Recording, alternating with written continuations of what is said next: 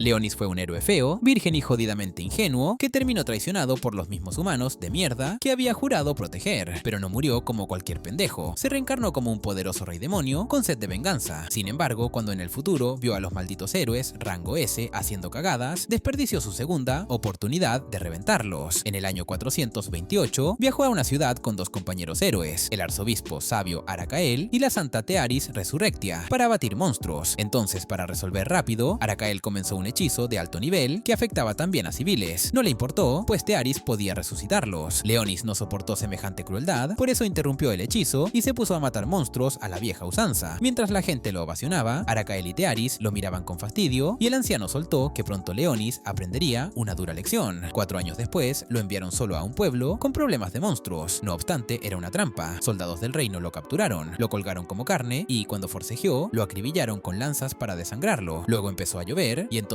la diosa Roselia descendió, le pidió unirse a su causa, además de ofrecerle la chance de vengarse de quienes lo traicionaron, y él aceptó sin dudar. Tiempo después, ya aliado de Roselia y convertido en señor demonio, Leonis regresó a su castillo tras una batalla. Ella lo esperaba, así que él informó su victoria y además que se había hecho amigo de Blackas. Roselia lo felicitó y le entregó una recompensa, la espada sagrada que blandió cuando fue héroe, ahora transformada en espada demoníaca, aunque dejó claro que debía cumplir una condición para poder desenvainarla. Años más tarde, la guerra entre su ejército y los héroes llegó al punto álgido. Mientras el caos seguía, Shari y Blackas avisaron al señor demonio Leonis que estaban perdiendo y que su castillo era la última fortaleza demoníaca en pie. Entonces Leonis revisó su cristal mágico y se enfureció al ver a 3 héroes destrozando a sus soldados. Quiso salir a mostrar de qué madera estaba hecho, pero Blackas lo frenó y le recordó la misión de la diosa Roselia. Por eso Leonis decidió tragarse el orgullo y esperar a reencarnarse para aplastar a todos. En el presente, 2 chicas, Riselia y Regina, jugaban a explorar el castillo de Leonis hasta que toparon con una puerta que Roselia había sellado. Al otro lado estaba el cristal gigante donde yacía el cuerpo de Leonis. Él soñaba con la misión de encontrar a la diosa tras reencarnar y de pronto abrió los ojos y vio a Riselia golpeando el cristal. Entonces lo destrozó desde dentro. Provocó una onda expansiva que la lanzó lejos y se acercó a rematarla. Sin embargo, Riselia despertó. Antes de que él atacara, lo encaró en ese nido de monstruos. Leonis creyó estar tambaleando hasta que vio su reflejo y descubrió un cuerpo humano, señal de que algo había salido jodidamente mal con su reencarnación. Riselia, preocupada, casi lo asfixió con su pechazo y luego lo soltó. Él se desplomó por hambre, así que ella compartió raciones. Después se presentó como caballero en entrenamiento de la Academia Excalibur del séptimo jardín de asalto. Cuando preguntó por él, Leonis solo dijo su nombre. Así, ella supuso que había sido secuestrado por vacíos y había perdido la memoria por el trauma. Leonis pidió una explicación, por eso Riselia aclaró que los vacíos eran enemigos de la humanidad, aparecidos hacía 64 años. En ese momento, Regina informó por radio que había hallado un vacío y el suelo empezó a temblar. De inmediato, Riselia tiró a Leonis al piso y justo cuando prometió protegerlo, un vacío clase ogro atravesó la pared. Ella disparó sin éxito, así que Leonis decidió mostrar cómo se hacía. Sin embargo, al intentar concentrar aura, se enganchó la capa y se cayó, maldiciendo sus piernitas de mierda. Entonces Regina entró y abrió fuego con su enorme cañón. Prometió encargarse del vacío y le dijo a Riselia que pusiera a salvo a Leonis. Riselia se lo llevó, pero al salir, un wyvern vacío los emboscó. Ella ordenó correr y cargó de frente. Leonis, en lugar de huir, quiso demostrar que no era ningún blandengue, aunque antes de completar su hechizo, Riselia lo apartó y recibió el golpe. Leonis comprobó su estado y de golpe volvieron los recuerdos de su muerte y del regreso concedido por la diosa Roselia. Pronto los rodearon más vacíos. Aún así, gracias a su poder, no pudieron tocarlos. Entonces invocó su bastón, los barrió con gravedad y fuego y después curó a Riselia. Cuando ella despertó, abrazó a Leonis y comentó que había esquivado a la parca. Él explicó que la había sanado con su magia. Como Riselia no conocía la magia, asumió que se refería a una espada sagrada, un poder que se manifestaba como arma en los humanos para combatir a los vacíos. Añadió que su espada aún no había despertado, pero que Regina sí tenía una, la misma que usó contra el vacío. Regina apareció poco después y todos salieron de las ruinas. Afuera, Regina preguntó por Leonis y Riselia explicó que había sido secuestrado por vacíos y solo recordaba su nombre. Mientras cabalgaban hacia la ciudad, Regina se presentó como doncella de Riselia. Luego Riselia le reveló a Leonis que la ciudad se llamaba Jardín del Séptimo Asalto. Verla desató recuerdos en Riselia. 6 años atrás vivía en el tercer jardín de asalto cuando un gran enjambre de vacíos arrasó todo. Mientras los caballeros defendían, ella, Regina y varios civiles se escondieron en un búnker. A pesar del miedo, la joven Riselia le aseguró a Regina que al amanecer todo estaría bien porque su familia peleaba en primera línea. Sin embargo, cuando lo sacaron del búnker, descubrió que su familia había sido aniquilada. De vuelta al presente, Leonis y las chicas llegaron a la ciudad y mientras él miraba maravillado, Regina activó su modo guía. Explicó que era una una megaciudad nave diseñada para plantarle cara al vacío y destruir sus colonias. Mientras detallaba su nuevo hogar, Riselia llamó a alguien e informó que había enviado los datos de su investigación. Además mencionó a Leonis y aseguró que tenía una espada sagrada, lo que dejó pasmada a Regina. Luego, cuando Riselia terminó la llamada, aclaró que Leonis la había usado para curarla en las ruinas, de modo que calificaba para inscribirse en la Academia Excalibur. Como él no entendía ni madres, Riselia explicó que la academia entrenaba a portadores de espadas sagradas para convertirse en caballeros santos. Añadió que lo inscribiría y que viviría en los dormitorios como todos los estudiantes. Finalmente Regina se despidió y después de irse, Riselia le indicó a Leonis que pasara por una puerta para examinarlo, ya que era protocolo para cualquiera que pisara la nave por primera vez. Ella prometió encontrarse con él al otro lado y apenas se fue, él se metió al baño. Entonces maldijo que sus planes de dominación mundial se fueran al carajo por culpa de ese cuerpo nuevo que le impedía usar bien sus poderes. De inmediato convocó a Shari y a Blackas, ordenándoles un reconocimiento sobre los humanos. Debían averiguar sus capacidades y poderío militar, aunque sin magia, porque esta versión actualizada de la humanidad no la conocía. Luego cruzó la puerta del control, contuvo el maná para no llamar la atención y tras recibir su identificación, salió al otro lado. Riselia tomó la tarjeta y programó su evaluación de espada sagrada, prueba para medir sus propiedades antes de la matrícula completa. Acto seguido cabalgaron hacia la ciudad y Leonis quedó pasmado ante el edificio de defensa, que hacía ver su antigua fortaleza como un juguete. Mientras Riselia lo guiaba, se mareó y casi se desplomó, aunque aseguró estar sola cansada. Después, al ver a estudiantes entrenando afuera, comentó que volvería a practicar cuando descansara. Cuando volvió a mencionar que no tenía espada sagrada, Leonis sospechó nepotismo, porque no entendía que alguien sin arma se inscribiera en una academia hecha para portadores. En el camino al dormitorio apareció Musel, un imbécil pomposo con aires de grandeza y harén incluido. Se burló de Riselia. Ella intentó ignorarlo para no perder neuronas, pero el tipo le bloqueó el paso y exigió que se uniera a su pelotón. Al rechazarlo, él le jaló el cabello y Leonis, harto, lo hundió de un hechizo y lo obligó a arrodillarse, advirtiéndole que si volvía a tocarla, le arrancaría las bolas. Aterrado, Musel invocó su espada sagrada, aunque el Finé apareció y le recordó que estaba prohibido usarla en peleas personales, amenazando con reportarlo. Al irse él, el Finé se presentó como analista de datos del pelotón de Riselia y escaneó a Leonis para tomar medidas. Entonces Riselia volvió a marearse y tuvo que apoyarse en un árbol. Más tarde, en el dormitorio, mientras Leonis estaba en el baño, Riselia entró para asistirlo y además le pidió que se uniera a su pelotón, el menos favorecido de la academia. Intrigado, él quiso saber por qué deseaba ser caballera sin poseer espada sagrada. Ella respondió que quería proteger a los suyos como su modelo. De pronto se desplomó y quedó inmóvil. Leonis le tocó el muslo, activó el sello mágico, dejado tras curarla en las ruinas. Le crecieron colmillos y ella le chupó la sangre. Cuando se apartó, él admitió que no las había curado. Seguía muerta. Al día siguiente, Riselia despertó en su cama. Leonis explicó que la había llevado con magia. Ella quiso saber quién demonios era y él se presentó como reencarnación de Merlín, el hechicero más grande. Como ella no entendía magia ni hechiceros, explicó que antaño la magia era un poder poseído, así como ahora lo eran las espadas sagradas. Además reveló que las había resucitado como reina vampiro y que había bebido su sangre porque su maná estaba seco. Riselia, hecha un lío pero firme, contó su pasado. Huérfana tras un ataque, acogida por la academia, descendiente de caballeros sagrados y entrenando para acelerar su despertar, aún sin lograrlo. Le preocupaba no obtener espada ahora que estaba muerta. Leonis dijo que no jodiera con eso porque ya era más fuerte que antes. Más tarde, en la cafetería, Leonis descubrió que su fortuna era inútil. Solo aceptaban plata forjada alquímicamente, no el oro que guardaba. Mientras asimilaba su nueva ruina, entró Sakuya con dos tipos que la presionaban por deudas. Cuando dijo que estaba quebrada, intentaron humillarla. Ella sacó una espada de madera, los arrodilló y los amenazó con hacerlos polvo si seguían de cerdos. Riselia y Leonis se acercaron, ella los presentó y Sakuya los invitó a almorzar. Durante la comida, él preguntó por su atuendo. Sakuya explicó que era tradicional de su tierra natal, borrada por el vacío. Después del almuerzo, Leonis invocó su bastón y Sakuya le pidió una demostración, armando una simulación acorde. Sin embargo, apareció Musel con su harén y retó a Leonis a un duelo. Él aceptó, encantado. Mientras Musel se preparaba, sus chicas también, lo que Riselia señaló como injusto. Leonis dijo que le daba igual, pero ella insistió en seguir adelante. Musel propuso términos. Si perdían, se unirían a su pelotón. Si ganaban, él no volvería a acercarse a Riselia. Ella eligió una espada normal y tras explicar las reglas, dieron inicio. En combate, Riselia enfrentó a dos a la vez. Musel ordenó a otra que tumbara a Leonis, pero él bloqueó con sombras y la tiró con las mismas. Entonces Riselia lo llamó a pelear de frente, provocando murmullos que inquietaron al cobarde. En ese instante, Regina llegó y se sorprendió al verla luchando, pero Riselia ya estaba noqueando a las chicas de Musel. Al derribar a la última, fue directo contra él. Sin embargo, Musel la sujetó con su espada sagrada e intentó ir contra Leonis. Antes de lograrlo, Riselia manifestó su espada sagrada, se liberó y destrozó la de Musel. Con la punta en su cuello, él se rindió y Regina corrió a felicitarla por el despertar. Después vez en el dormitorio, Riselia agradeció a Leonis, convencida de que su espada había despertado por él. Él le quitó mérito diciendo que fueron sus instintos de subordinada, protegiendo a su señor, lo que la obligó a despertar. Aún así, ella le dio las gracias, prometió protegerlo con su vida y le pidió ayuda para entrenar. Tras la cena, Leonis visitó a Elfine para entregar sus datos a la red de la academia. Preguntó por su espada sagrada, el ojo de la bruja, diseñada para recolectar y analizar datos más que para combatir. Elfine confesó que, tras ver morir a dos compañeras cuando ella era atacante principal, su espada perdió la capacidad ofensiva. Por eso se unió al pelotón de Riselia como analista. Terminó de cargar los datos y él pidió una copia del mapa que estaba en pantalla. Le entregó una tableta, explicó su uso y lo dejó ir. Finalmente, Leonis volvió a la habitación de Riselia y al estudiar el mapa, notó correlaciones entre sus antiguos campos de batalla contra los héroes y los actuales focos de brotes del vacío. Luego convocó a Blackas y al lobo y le soltó lo aprendido del maldito barco y su funcionamiento. Al mencionar que la nave usaba un gran cristal de maná, Leonis dejó claro que quería apoderarse de ese tesoro, porque le venía de perlas para su curso. Después de que Blackas se retiró, apareció Shari con noticias jodidas. Nadie en la ciudad sabía de él ni de la guerra de hace 1000 años. Entonces Leonis sospechó manipulación de la historia, lo cual no le sorprendió porque los humanos siempre olían raro. Al mismo tiempo, un equipo que rastreaba actividad del vacío bajo la nave halló una criatura vegetal pegada a una de las cadenas del ancla y los atacó sin aviso. Al día siguiente, Leonis despertó, repasó su misión y sintió un pinchazo en el cuello. Entendió que Riselia había comido de él mientras dormía. De inmediato fue a su cuarto y la obligó a despertar con su poder. Ella se asombró por el control y él explicó que el sello en su cuerpo le permitía forzar su voluntad. Como mal pensada, Riselia insinuó porquerías y él remató con desdén, prefiriendo un agujero de gusano a un hielo. Luego exigió explicaciones por el mordisco sin aviso. Ella ofreció disculpas, dominada por el impulso.